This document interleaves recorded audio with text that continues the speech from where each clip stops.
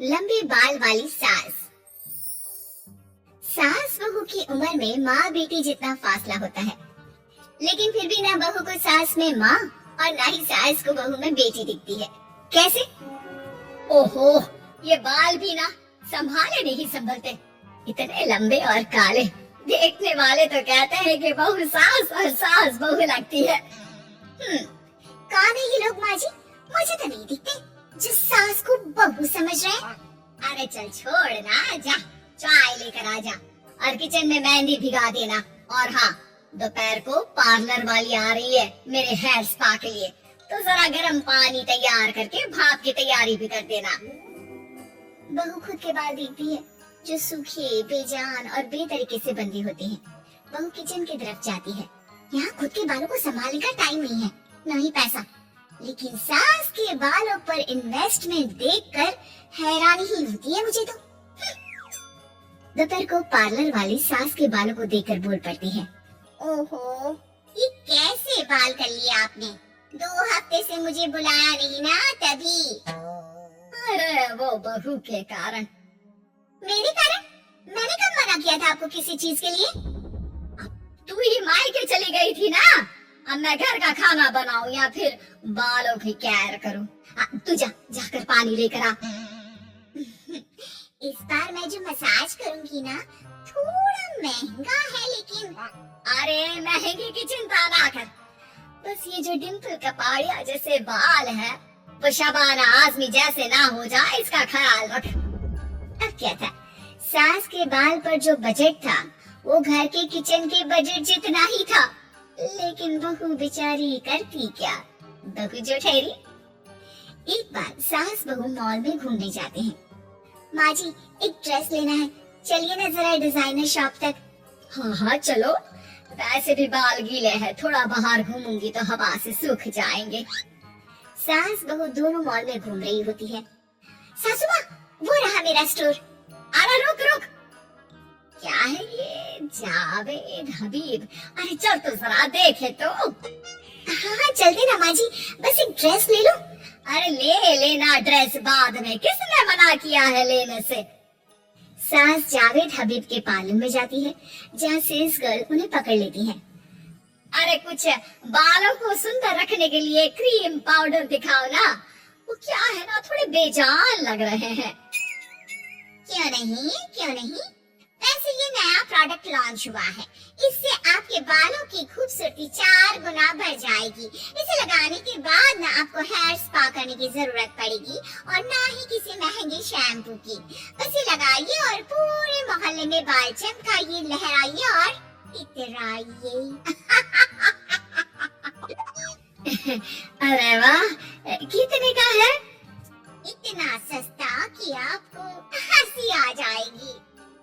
तो एक काम करते हैं ना, पहले हम हंसी लेते हैं, क्यों?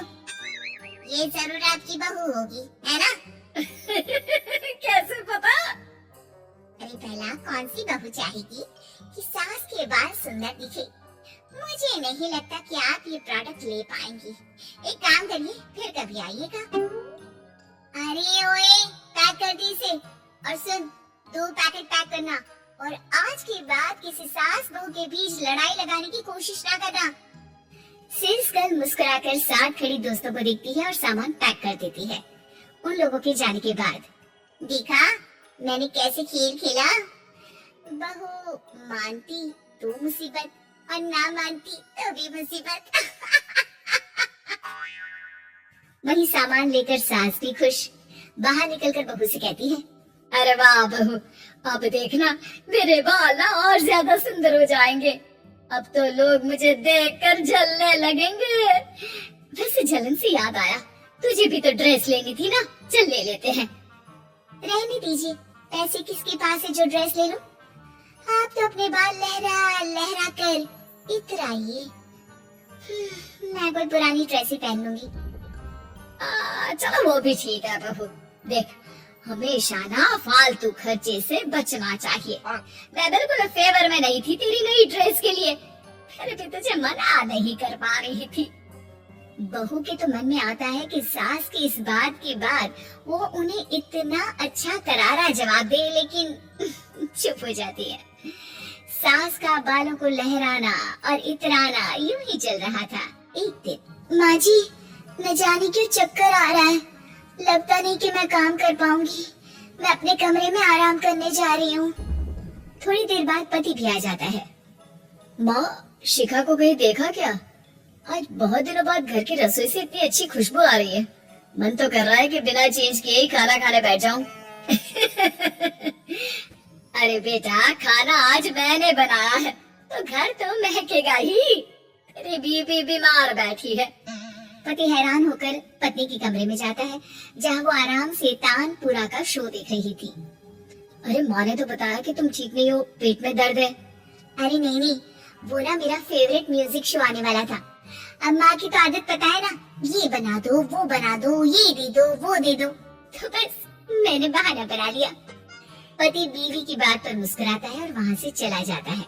दरअसल शिखा को म्यूजिक का बड़ा शौक था और उसके पसंदीदा संगीतकार उसके शहर में थे और संगीत की क्लास लेने वाले थे। अरे देखो देखो, ये धनवानी महाराज हमारे शहर में है, और तो और ये यहाँ सबको संगीत सिखाने के लिए आए हैं।